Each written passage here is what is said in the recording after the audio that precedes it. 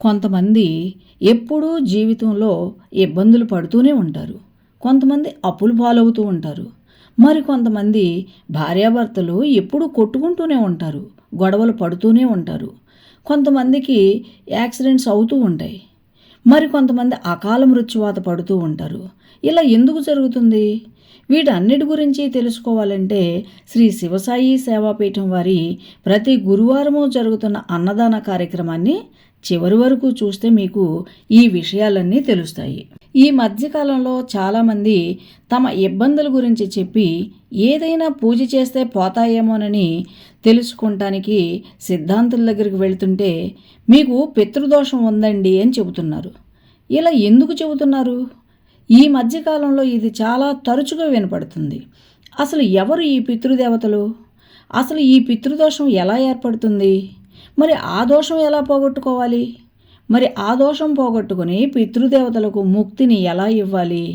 ఈ దోష నివారణకు పితృదేవతలకు ముక్తిని ఇవ్వటానికి ఆలయాలు ఉన్నాయి. ఆ ఆలయాల పేర్లేంటి? ఆ ఆలయాలు ఎక్కడ ఉన్నాయి? వీటన్నిటి గురించి ఇప్పుడు ఈ వీడియోలో సవివరంగా ఆ విషయాలన్నీ తెలుసుకునే ప్రయత్నం చేద్దాం. అందుకే ఈ అన్నదాన కార్యక్రమం వీడియోని చివరి వరకు చూద్దాం. మన పూర్వీకులు అంటే మన తాతలు తండ్రులు సంపాదించిన ఆస్తిపాస్తులను వంశపారంపర్యంగా అనుభవించడానికి మనకు మన సంతానానికి అర్హత ఉంటుంది. మీకు లేదు అని ఎవరైనా అంటే ఆ విషయాన్ని మనం ఎలాగూ గందరగోళం చేసి నిరూపించుకుంటాం. మాకు ఈ ఆస్తిపాస్తుల మీద హక్కు ఉంది, మీరెవరు మాకు చెప్పటానికి అని గొడవ పడతాం, నిరూపించుకుంటాం. ఆస్తుల గురించి ఎలాగ హక్కు అర్హత పొందుతామో అలాగే తాతలు తండ్రులు చేసిన పాపపుణ్యాలు కూడా మనకు ఆ వంశానికి వర్తిస్తాయి. మన పెద్దలు పుణ్యాలు మంచి పనులు చేస్తూ ఉంటే వారి వంశం సుఖ సంతోషాలతో ఉంటుంది. అలాగే అదే పూర్వీకులు తెలిసి తెలియక చేసిన పనుల వల్ల పాపాలు గనక చేసి ఉంటే అది తెలిసి కావచ్చు, తెలియక కావచ్చు, ఏదైనా కానీ వారు చేసిన పాపకర్మలు ఆ వంశపారంపర్యంగా ఆ కుటుంబంలోని వారు అనుభవించక తప్పదు. మేము తెలిసి తెలియక ఏ తప్పు చేయలేదు, కానీ బాధలను కర్మలను అనుభవిస్తున్నాను అని బాధపడేవారు ముఖ్యంగా తెలుసుకోవాల్సింది ఒక్కటే, అదే పితృదోషం. పితృదోషం ఉన్నవారు ఈ జన్మలో వారు ఏ పాపకర్మలను చేయకపోయినా కుటుంబం ఇబ్బందులు పాలవుతూ కష్టాలకు లోనవుతూ ఉంటుంది. ఎందుకంటే మన పెద్దలు చేసిన పాపఫలాలు వారి ఆస్తులను పంచుకున్నప్పుడు వారి పాపాలను కూడా ఖచ్చితంగా పంచుకుని తీరవలసిందే. పితృదోషం వల్ల కలిగే దుష్పరిణామాల గురించి నాకు తెలిసిన మేరకు కొన్ని తెలియచేస్తాను.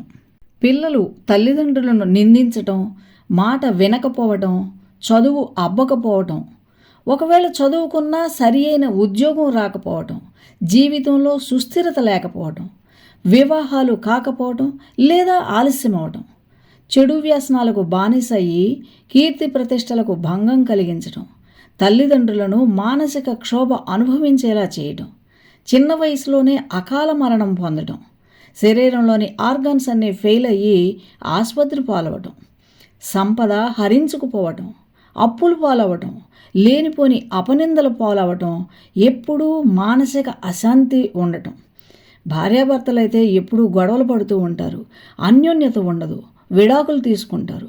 ఎంతకాలం ఉన్నా సంతానం కలగకపోవటం, పిల్లలు లేరని మానసిక బాధను అనుభవించడం, ఒకవేళ సంతానం కలిగిన మానసిక లేదా శారీరక వైకల్యం కలిగిన సంతానం కలగటం, ఈ రకమైన సంతానంతో మానసిక బాధను అనుభవించడం, మన ప్రమేయం లేకుండానే జీవితాంతం కర్మలను అనుభవించడం, ఇలా వీటన్నిటికీ కారణం పితృదోషమే. కొంతమంది పెద్దలు చనిపోయినప్పుడు ఆ చనిపోయిన సమయంలో మాత్రమే పిండ ప్రదాన కార్యక్రమాలు చేస్తున్నారు. ఆ తర్వాత అమావాస్యకు కానీ కనీసం మహాలయ పక్షాలప్పుడు కానీ పెద్దలను స్మరించి పిండ ప్రదానం చేస్తున్నారా అంటే అది లేదు. కనీసం వారి స్మరణ కూడా ఉండటం లేదు. దోష నివారణ ఎలా జరుగుతుంది?